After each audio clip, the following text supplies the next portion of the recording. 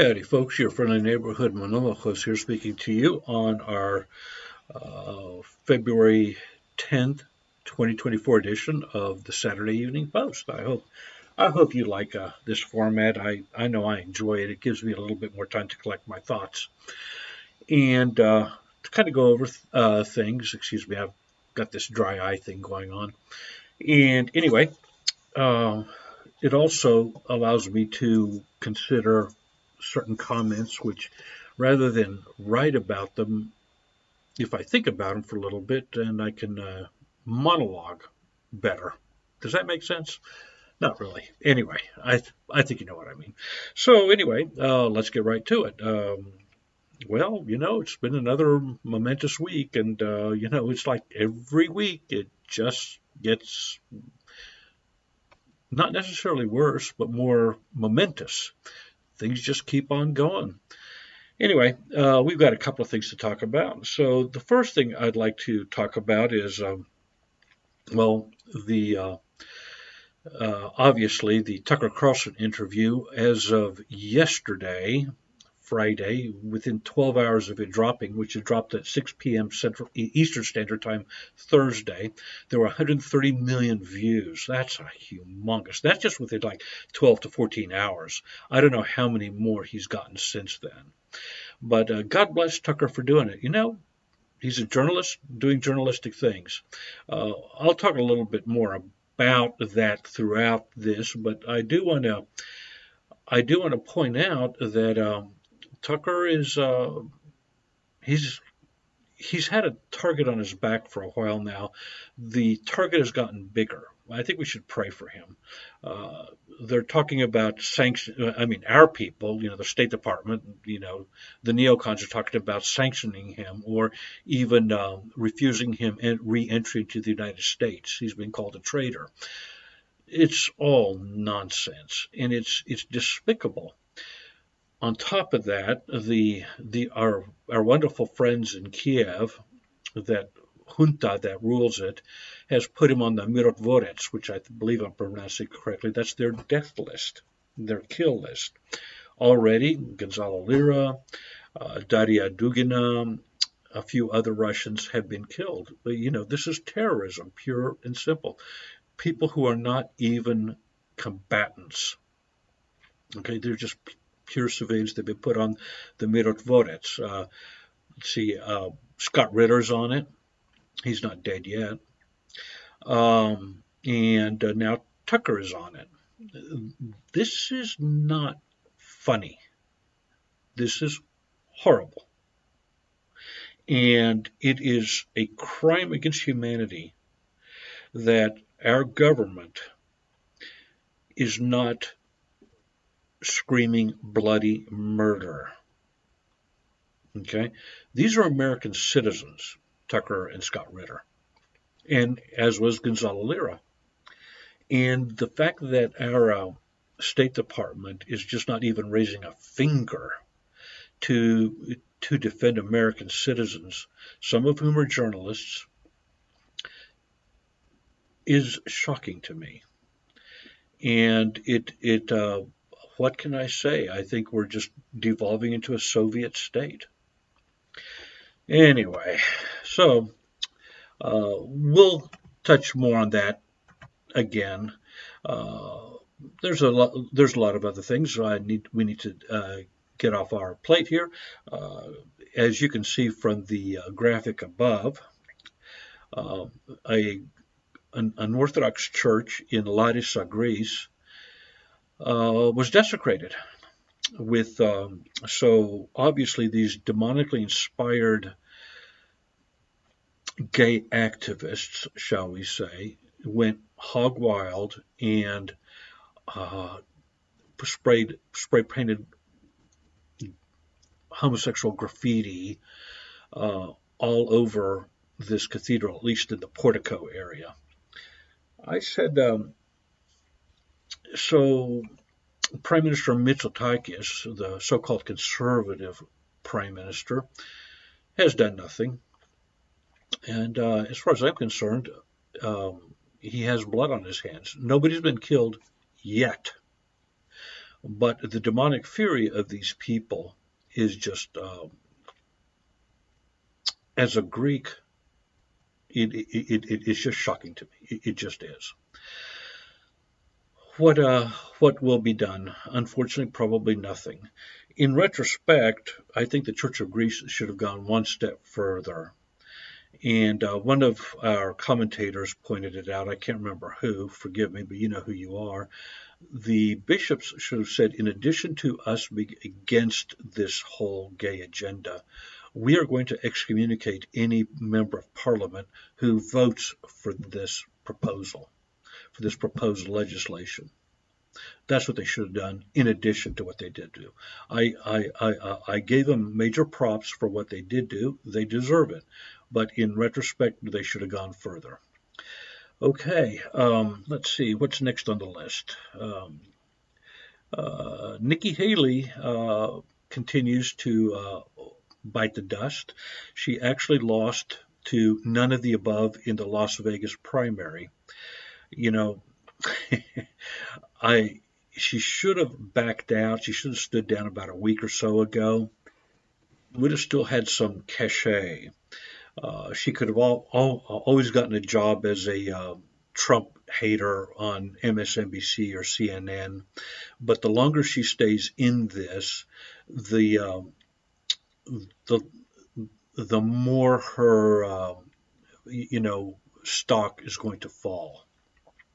And I'm serious about that. I mean, really. I mean, she's now a joke. So she's never going to salvage her career at this point. A week ago, she could have gone out. She didn't have to endorse Trump. She could have just said, the people have spoken, the time is not right. Some pretty, eloquent statement. And she could have gotten a book deal and eventually a talking head deal on one of the cable news networks, even Fox News, which of course is neoconservative. Now, she's becoming a joke.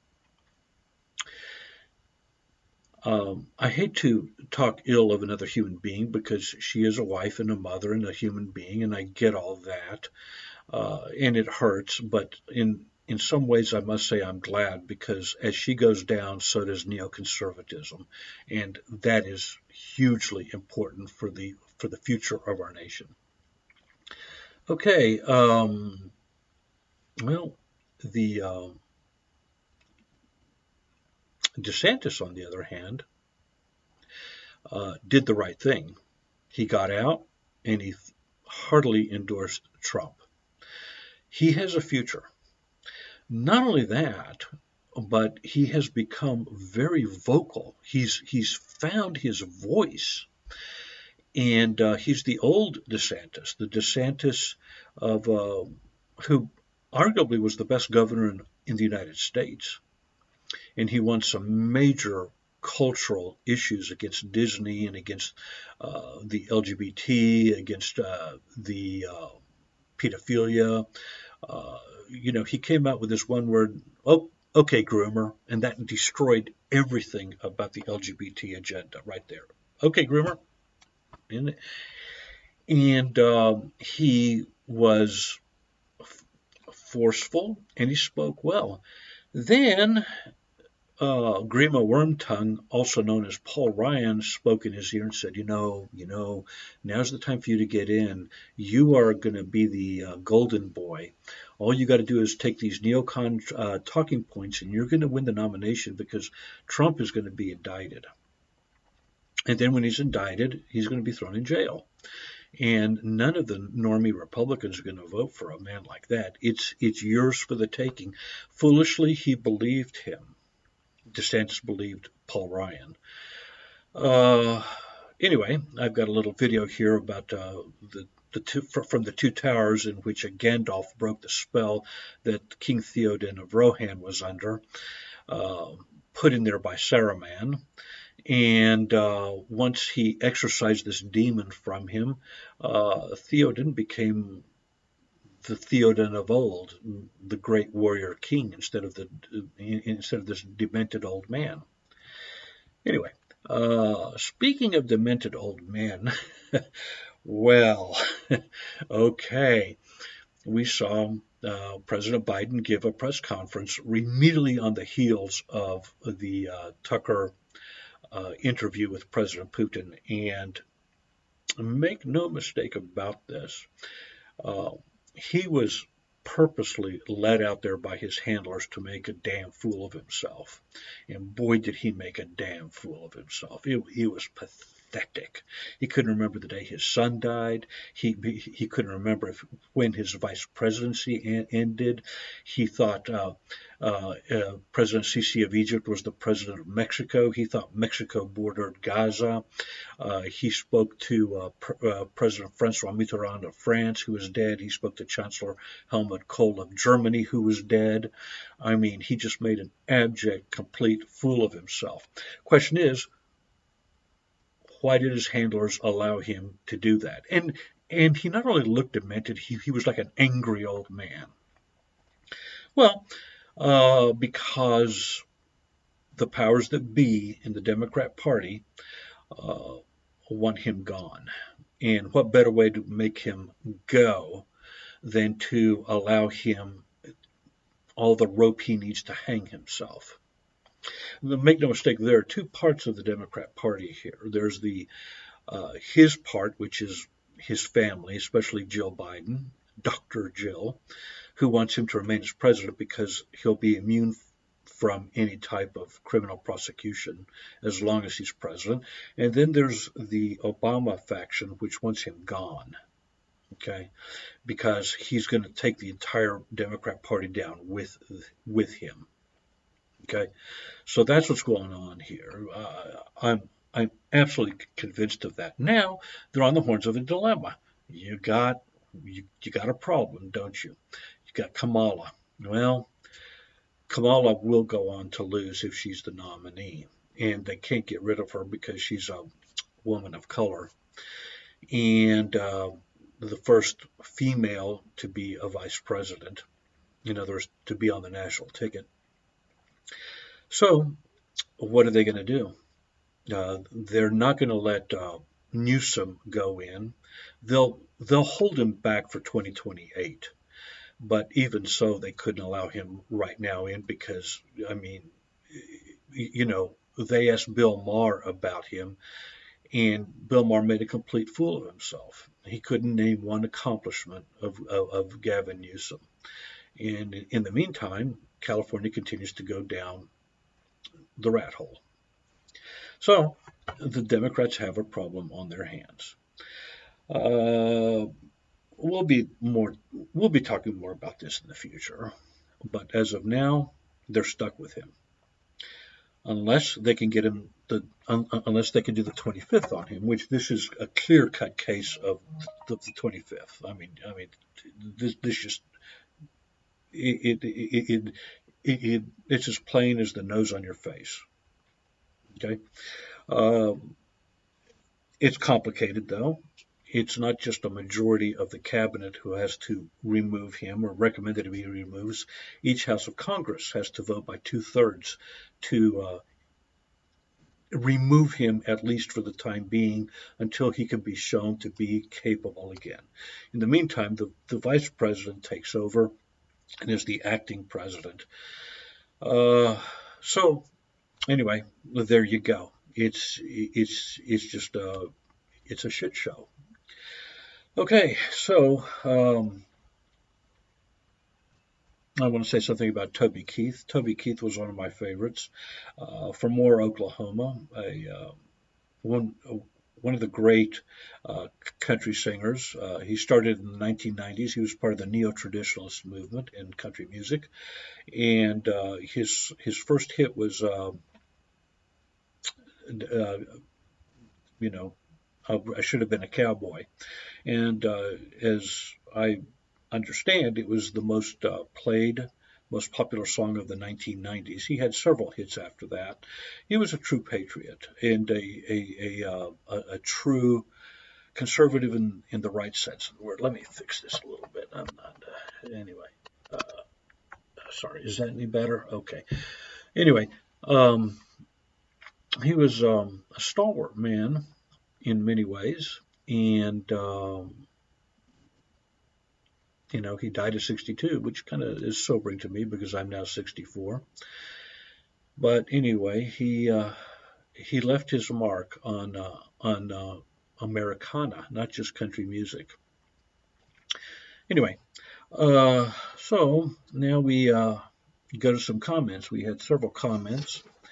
I want to speak to RJ first. RJ, I spoke about Archbishop Dimitri of Dallas being on this icon, as well as Mother Olga and Father Seraphim Rose, that his Beatitude Metropolitan Tikhon is commissioning for all saints of North America. And RJ said something very perceptive. A couple of things. That usually it's a good idea to wait 100 years before you canonize somebody. I don't disagree.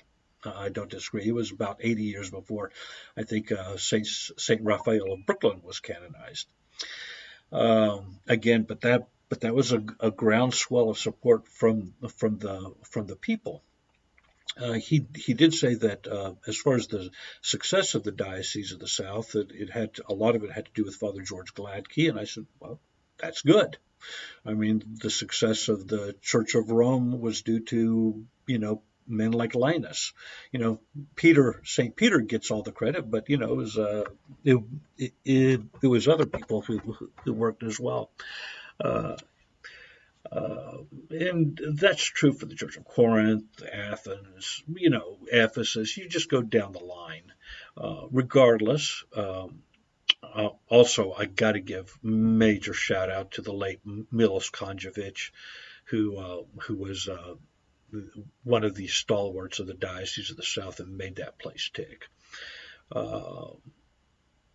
As far as I'm concerned, Archbishop Dimitri of blessed memory, and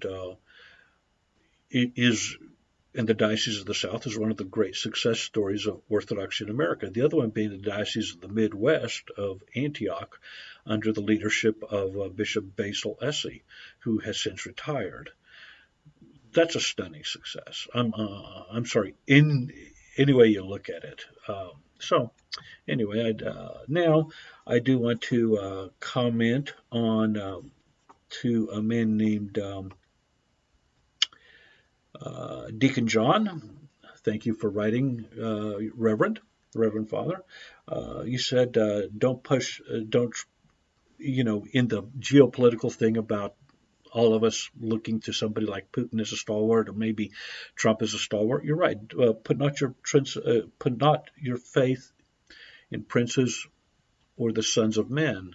That's from King David himself, who was a son of man and a prince. That's true. Still, you got to fight with the army you got. Okay, and if there is a civil magistrate who's doing good things or is trying to do good things, you owe him your allegiance. I mean, we owe our civil magistrates allegiance regardless, according to St. Paul and St. Peter. What does St. Peter say? Fear God, honor the king, love your fellow man. It's what does St. Paul say? We do not, the king does not hold the sword in vain, but he is a terror to evildoers. Well, and he was writing about a man probably called Caligula. God forbid we ever be ruled by a man like Caligula, but we owed him allegiance. Well, if you owe a reprobate, a pervert like Caligula allegiance because he's the ultimate civil magistrate, then we owe the same type of support to men like Vladimir Putin, at least the Russians do, and to Donald Trump, the Americans. And they're nowhere near as evil as Caligula. Okay, so now a commentator named David. Thank you, David, for writing. I did read the Union of Orthodox Journalists website, and it was a good report.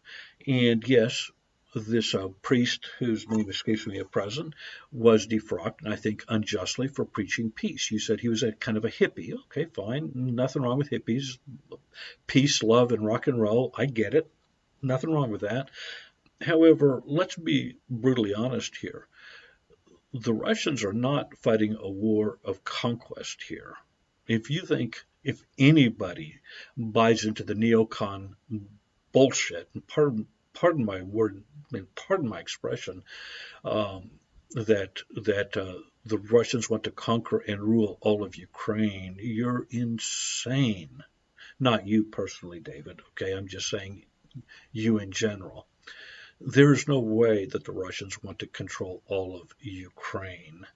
If anything, in the interview with Putin, he kind of let it open that as far as the west of Ukraine is concerned, if the people want to secede and rejoin Romania, rejoin Hungary, rejoin Poland, that's on them.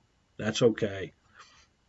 And trust me, the Poles, they may fondly remember being in control of Galicia, but they want nothing to do with with with those people. I'm sorry, they do not. Uh, anyway, I do want to say one other thing. So why are the Russians fighting if they're not going to conquer Ukraine? For the same reason that President Kennedy took us to DEFCON 2 and almost to DEFCON 1 in 1962 during the Cuban Missile Crisis, because he didn't want Soviet missiles stationed 90 miles off the coast of the United States. Make no mistake, if Mexico, and they have the right to do this, if Mexico made a deal with the Russians or the Chinese or the Iranians for that matter to stage missiles in Tijuana and El Ciudad or in Baja California, we'd be marching right now and in an open war with Mexico. We'd be doing it, and we'd be right to do it. And you could say, well, that's not that may be a war of aggression, or you could say that this is a war of preemption.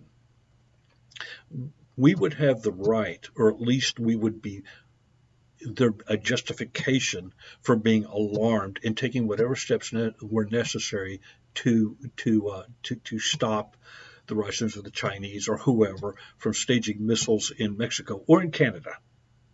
Okay, so what the Russians are doing is perfectly justifiable. You may not like it. I don't like it.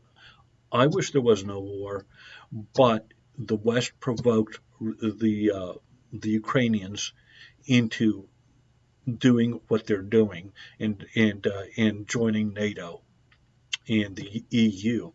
Not only that, uh, there there were 38 bioweapons labs or biowarfare labs in the Ukraine. Um, okay, and they were working on bioweapons, and this was after the COVID hysteria. This was during the COVID hysteria. And, I don't want to rehash it right now, but there was a lot of, how shall I say it? Um, you know, there's a lot of evidence that this was a bioengineered virus, which was bioengineered specifically to certain genomic traits. In the Ukraine, they were engineering a COVID virus that was specific to Eastern Slavic genomes. Well, okay, what's the difference in the genomes between Russians and Ukrainians and Poles for that matter? Nothing. We're talking about an Eastern Slavic genome. Okay? The Russians were right to confiscate, to take those places down. They were absolutely right to do that. And so we'll just leave it there. We'll talk more about it in the future. I see I'm going a little bit over. I tried to keep this under 20 minutes long, but unfortunately, there's just a lot here. There was another fellow, Dad. I can't remember. Dad of one. I can't remember what his name. Excuse me. Um, anyway, who talked about the the women and how some of them feel second class. Okay, I'm going to talk more about this in the future, but right now I will say that women in Christianity, for the first time in history, women were elevated to an exalted nature. It didn't happen in ancient Greece, didn't happen in ancient Rome, didn't even happen in ancient Israel. Certainly didn't happen in Africa and Asia and pagan Europe. Okay? The mother is the first teacher of the people. Okay? She has a holy vocation which men cannot have. She's not inferior to men, nor is she, well, she is superior. The female is a superior being. She is the pinnacle of creation. She is the last thing that God created. So she is the pinnacle of creation. The duty of man is to protect the woman. Okay, let's never forget that. And just because she can't go behind the altar screen means nothing. She has a different vocation. Not all men can go behind the icon screen. Okay? But it is important that young boys, when they separate from their mothers, and that usually happens about 9 or 10, but around 12, they undergo a rite of passage in which they are tonsured as altar servers. And then they serve the church. This is very important. There are ontological differences between the male and the female. These are ordained by God. We'll pick up more on this in the future. I've already gone over. I apologize for that. But anyway, I want to say ciao, pax. Let's try to love one another.